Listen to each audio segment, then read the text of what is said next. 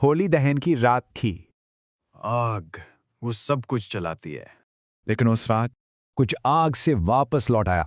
Hello दोस्तों, मैं हूं अभय और आप देख रहे हैं खूनी फ्रीक्वेंसी का एक और डरावना एपिसोड शुरू होने से पहले चैनल को सब्सक्राइब करना मत भूलिए। तो चलिए शुरू करते हैं आज की कहानी। एक ऐसी कहानी जिसमें आग ने भी कुछ जलाने से इनकार कर दिया। एक तस्वीर की कहानी जिसके अंदर एक बहुत गहरा राज कैद था। ये बात है दिल्ली की एक आम सी रेजिडेंशियल कॉलोनी की। होली दहन की रात थी और हर तरफ जश्न का माहौल था।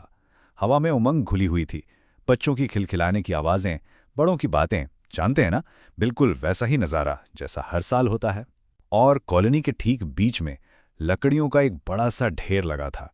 होलिका बिल्कुल तैयार खड़ी थी, बस इंतजार था तो आग लगने का। और फिर ठीक 10:30 बजे पंडित जी ने पूजा शुरू की।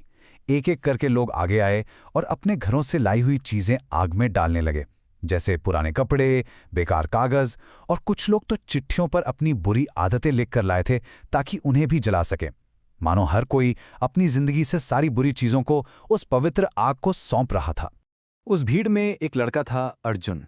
मजाकिया, थोड़ा सा लापरवाह। हुआ ये था कि कुछ दिन पहले घर की सफाई करते वक्त उसके हाथ एक पुरानी तस्वीर लगी थी।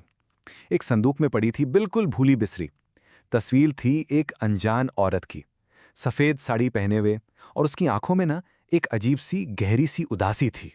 तो अर्जुन ने अपने दोस्तों के सामने थोड़ी शांत दिखाने के लिए वो तस्वीर अपनी जेब से निकाली। उसे हवा में लहराते हुए वो चिल्लाया, अरे दोस्तों देखो, चलो इस बेकार सी पुरानी याद को भी आग के हवाले करते हैं। लेकिन जैसे ही वो आगे बढ़ा, उसकी दादी ने, जो ठीक उसके पीछे खड़ी थी, फौरन उसका हाथ पकड़ लिया। उनकी आवाज में एक अजीब सी सख्ती थी। वो बोली, बेटा, हर चीज होली में नहीं जलाते। पर अर्जुन, वो तो अपने ही मूड में था। वो जोर से हंसा, अपना हाथ झटका और आगे बढ़कर उसने वो तस्वीर सीधा दहकती हुई आग में फेंक दी। आग उस वक्त अपने पूरे जोर पर थी। लकड़ियों के चटकने की आवाज, लपटें इतनी ऊंची उठ रही थी जैसे आसमान को ही छू लेंगी। गर्मी इतनी बढ़ गई थी कि सब लोग अपने आप ही कुछ कदम पीछे हो गए थे। जो भी चीज उस आग में डाली जा रही थी, कपड़े, कागज, कुछ भी, वो पलक झपकते ही सुलगकर राख बन रही थी। ऐसा लग रहा था जैसे आग को बहुत तेज भूख लगी हो और वो आज कुछ भी छोड़ने वाली नहीं है। सब कुछ जल रहा था, सब कुछ, सिवाय उस एक तस्वीर के। अर्जुन ने अपनी आंखों पर विश्वास नहीं किया।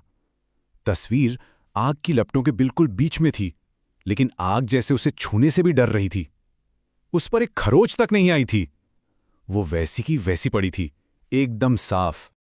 और तभी कुछ ऐसा हुआ जिसे देखकर अर्जुन के रोंगटे खड़े हो गए। उसने देखा कि तस्वीर में जो औरत थी, उसके होंठ बहुत धीरे धीरे एक मुस्कुराहट में बदल रहे थे। पर यह कोई प्यारी मुस्कान नहीं थी, नहीं, ये एक ऐसी मुस्कुराहट थी जैसे कोई अपनी जीत पर मुस्कुरा रहा हो, जैसे कोई अपना बदला लेने आ गया हो।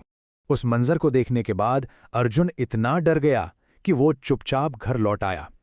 उसकी बेचैनी बढ़ती जा रही थी, पर उस बेचारे को क्या पता था कि जिसे वो आग में जलाकर आया था, वो उस रात उस आग से निकलकर उसके पास ही लौटने वाली थी।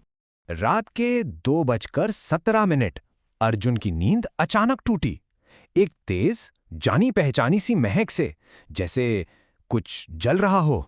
उसने आंखें खोली तो पूरे कमरे में जलने की गंध फैली हुई थी।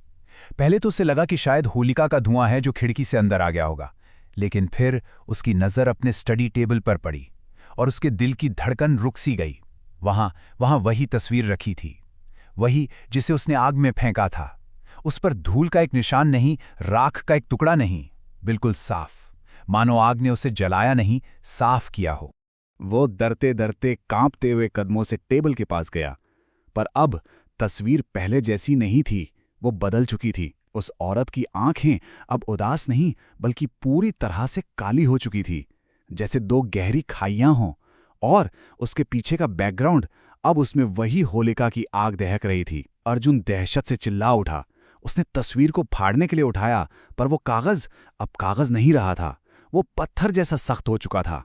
अगली सुबह जैसे तैसे हुई, अर्जुन भागता हुआ अपनी दादी के पास गया और रोते रोते उन्हें सब कुछ बता दिया।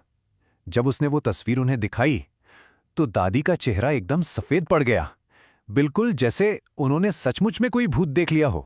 उनकी आवाज कांप रही थी उन्होंने तस्वीर को देखते हुए कहा, ये तस्वीर तेरी परदादी की बहन की है। वो ठीक 40 साल पहले इसी कॉलोनी में ठीक होली दहन की ही रात को आग में जिंदा जल गई थी। दादी ने उस रात का राज खोला। उन्होंने बताया कि उस औरत पर किसी ने कोई झूठा इल्जाम लगाया था। उसी बात पर झगड़ा हुआ और झगड़े में किसी ने उन्हें होलिका की दहकती आग में धक्का दे दिया। उस वक्त उसकी मौत को एक हादसा बताकर पूरी बात को दबा दिया गया, लेकिन उसकी आत्मा, उसकी रूह उसी तस्वीर में कैद होकर रह गई, शायद अपने इंसाफ का इंतजार करते हुए। उस दिन के बाद से अर्जुन की जिंदगी हमेशा के लिए बदल गई। वो फिर कभी पहले जैसा नहीं हो पाया। कई दिनों तक उसके कमरे से लगातार जलने की गंध आती रही और कभी-कभी देर रात में उसके कमरे के बंद दरवाजे के नीचे से एक हल्की नारंगी रोशनी दिखती थी, बिल्कुल जैसे दरवाजे के ठीक दूसरी तरफ कोई हाथ में आग लिए उसके लिए खड़ा हो।